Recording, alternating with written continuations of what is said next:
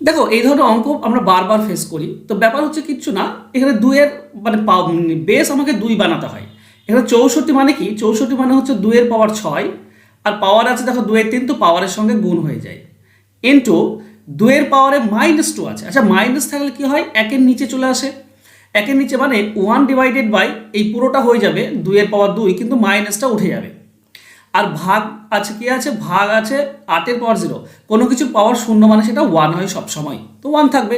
হ্যাঁ, এই পুরোটার পাওয়ারে আবার কি দেওয়া আছে, পুরোটার পাওয়ারে হাফ দেওয়া আছে। এবার এখানে তো 3 আর 6 আমি কাটতে পারি, তো 2, তো 2 এর পাওয়ার 2 2 2 4 হবে, তাই না? তো 2 এর পাওয়ার এখানে হয়ে যাবে 4, ইন্টু একের নিচে হবে 2 এর পাওয়ার 2, ভাগ 1 দেওয়ার দরকার নেই, ভাগ 1 মানে সেই এটাই থাকে, পাওয়ার হয়ে যাচ্ছে হাফ। এবার দেখো দুইয়ের স্কোয়ারের সঙ্গে 2⁴ যদি কেটে দিই, তো 2 এর পাওয়ার 2 থেকে যায়।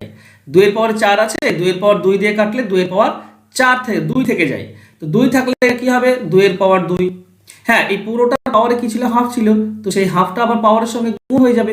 তার মানে এই 2 আর 2 কেটে গেলে শুধু 2 পড়ে থাকবে। এটা হবে আমাদের অ্যান্সার। আশা করছি পুরো ব্যাপারটা ক্লিয়ার। একটু লাইক কমেন্ট শেয়ার করে দাও ভালো লাগার জন্য।